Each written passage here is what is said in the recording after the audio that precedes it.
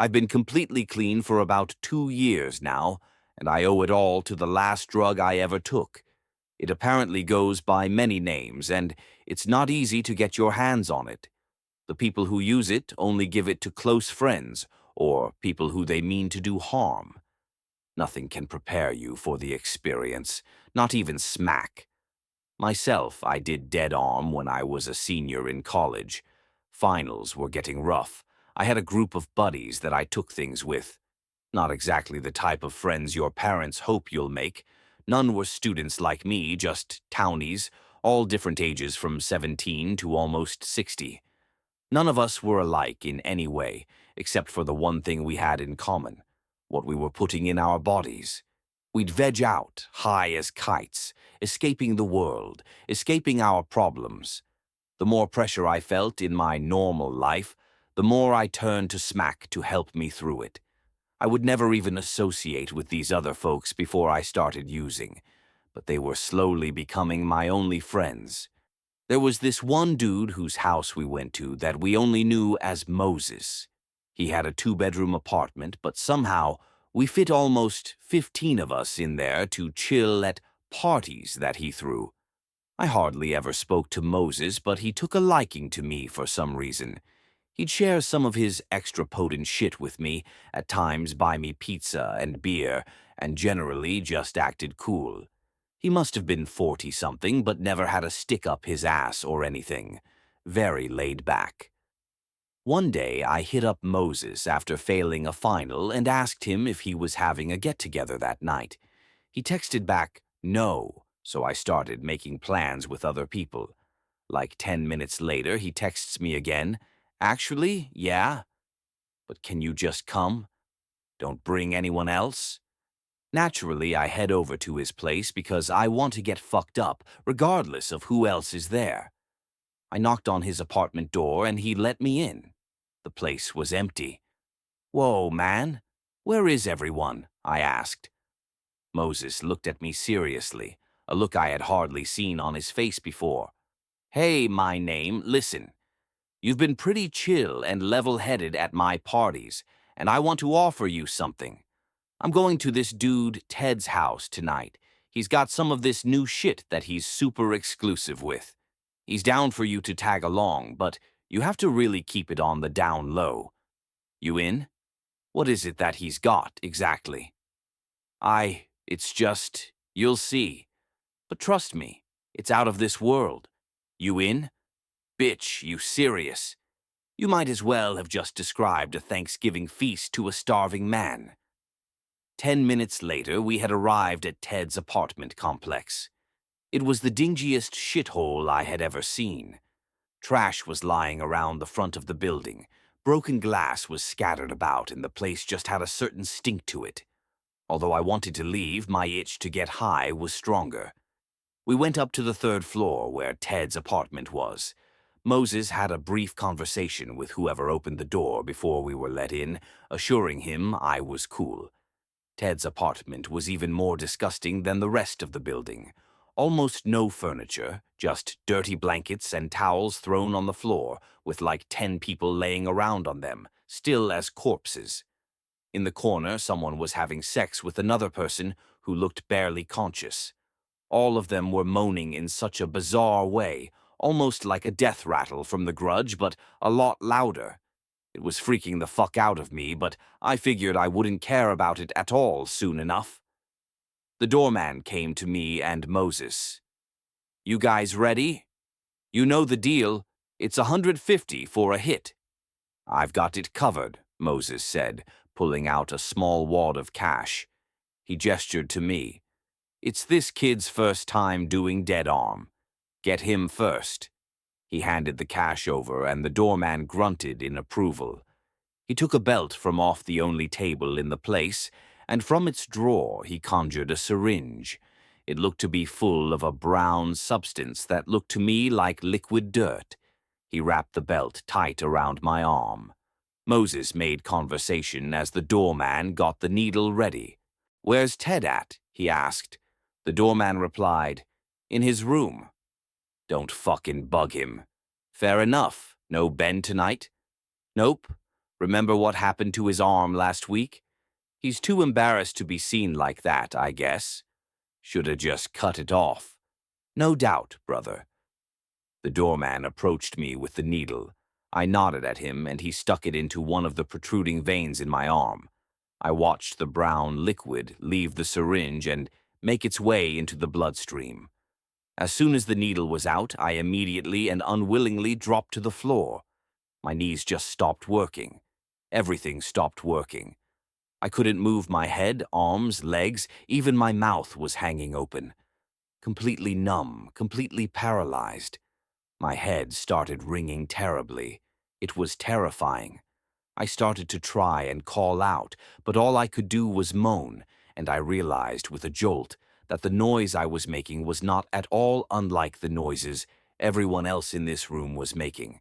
Then, suddenly, the ringing in my head stopped and was replaced with such a deep relaxation that I cannot even describe to you through words.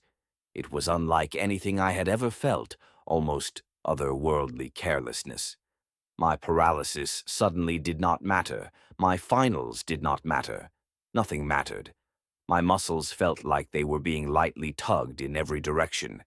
It felt like my body was dissolving into a puddle onto the floor, and it was incredible. Not long after, I saw Moses fall to the floor by my side. The doorman stepped over us both and put the syringes he had used on us away. Then he went back to standing by the door, playing on his cell phone. An hour passed, nothing but pure bliss and silence, apart from the moaning and the humping in the back. Soon, though, that latter noise stopped, and suddenly, this bare-naked dude was standing above me, the guy who was doing the banging. He crouched down to me, this hungry look in his eyes. I didn't care. I couldn't care. All that mattered was that I was lying down, with my muscles being deliciously pulled by whatever this shit in my veins was, unable to move, unable to think, only existing at bare minimum. The naked stranger started whispering something to himself and licking his lips. He got closer to me, his face mere centimeters from mine. "Hey!" the doorman yelled. The naked stranger was yanked off of me and thrown into the apartment wall. The doorman raised a fist to him threateningly. "What the fuck do you think you're doing? You paid for that one in the back, not this one." "Come on, man, let me have this," the naked man screamed. "Is this going to be a fucking problem? Do I have to bring Ted in here?" I heard the naked man whimper in fear. He shook his head, hustled to grab his clothes, and then ran out of the apartment with them. And still I was on the floor without a care in the world, almost raped by a stranger, and couldn't be bothered to give the slightest shit. I lay there for another hour. Slowly I felt myself coming back down to earth a bit. Although I still couldn't move or think straight, I started becoming a bit more aware. I wondered how long I would be like this. I wasn't worried about it. It was just genuine curiosity. I also started to ponder about where this dead arm stuff could have possibly come from and what was in it. Call it my inner conscience, call it God, or call it voices in my head, but something answered my bemusement. "Don't worry about where I'm from. Just keep yourself still. You belong to me right now." I could live with that. Another hour gone by. Discomfort started coming into my lower back. I still couldn't move, but it was a bit of a relief knowing that my body was starting to respond to the things around it. Shit, even the relief itself was a relief. Some of the other people around me who were on dead arms started to come out of it and stumble out of the apartment, thanking the doorman as they passed. By then it was like 2 a.m. At probably around 2:30, the doorman got off his phone and went out of my sight. I heard him knock on a door, most likely to one of the bedrooms, and call out, "Yo, Ted, I'm out, man. You still got 6 or 7 out there, so just a heads up." Although I could hear noises in response, I couldn't exactly tell what was being said. The doorman spoke again. "Yeah, all right, man. Have a good night." The doorman came back into my view, stepped over me, and walked out of the apartment. Another hour passed when I heard one of the doors in the back open. At the same time, someone came walking out. One of the people who had been high on the floor started coming to a woman. I heard her say to someone softly, "Oh, hey, Ted, thanks for the hit. Do you think you could help me to the door? My legs are still a little numb." The noise that replied almost completely killed my high. It was a mix between a scream and wet gurgle. If I had heard it a couple hours ago, I wouldn't have cared, but I could feel myself coming down, and I was suddenly absolutely terrified, but still couldn't move. Two pairs of feet started making their way towards the door. One after another, two people came into my line of sight. The first was a 30-something blonde woman. She was stumbling a bit, using the wall as support before making her way out the door. Couldn't recall exactly what she looked like, but the second person I will remember until the day I die. He was a man, but unlike any person I have ever seen, before or since. His body looked like it had been stretched, pulled every which way like elastic. His arms were so long that his fingertips were touching the floor. His jaw was so wide open that the entirety of his mouth had to be at least a foot long, and it was full of jagged, broken, and yellow teeth. The skin under his beady eyes was black and sunken. The hair on his head was grown in uneven patches. Brown patches were all over his face, arms, and legs, and they were disgustingly leaking a similar colored liquid onto the floor. It looked quite a lot like Dead Arm. This man was practically inhuman. Nobody in the human race, regardless of our breakthroughs in cosmetics, looked like that or was ever supposed to look like that. It was a fucking monster standing over me. And even still, I could not move. All I could do was scream, and even then not very loudly. When I did, the wet, beady eyes of the monster person looked down at me.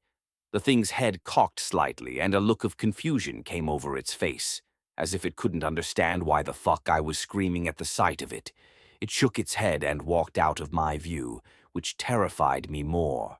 I didn't want to look at it, but I also didn't want to be unaware of what it was. My mind was racing furiously, wondering what I should do, if maybe somehow I could roll myself to the door. Number. Just relax. You belong to me for now, remember? It's not so bad. Just look at Ted. That fucking thing was Ted. I tried to fight the overwhelming urge to just lay there, but found myself just as helpless as before. The straining to move at least one of my muscles was fruitless and started paining me greatly. Suddenly, my muscles weren't relaxed. They were flaring up.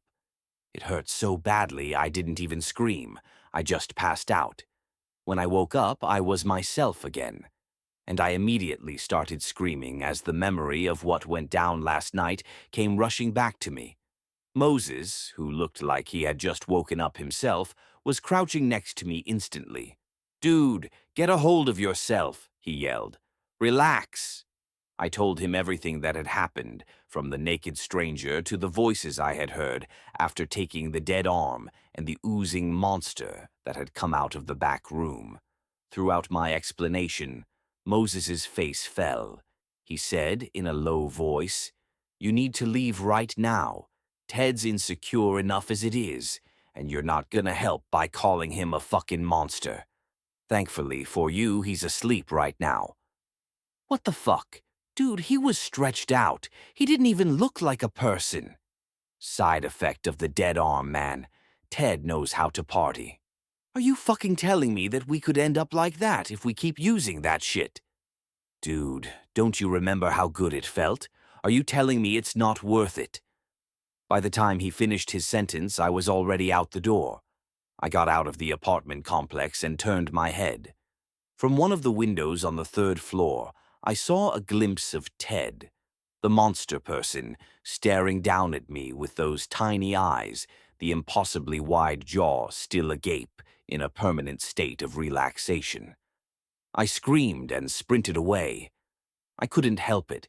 Ever since that night, I refused to touch another substance.